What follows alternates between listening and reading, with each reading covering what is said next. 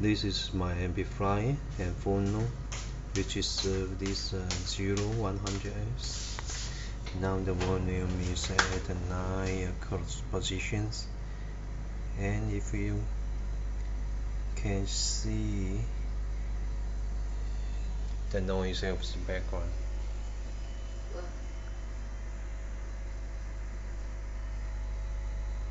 it's very long and observe.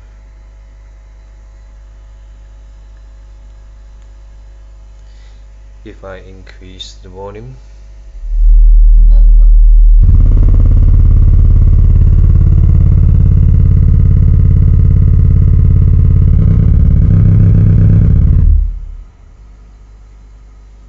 I don't know what happened. This might be the problem, but the cable has been connected to this amplifier from turntable. Please help on this issue.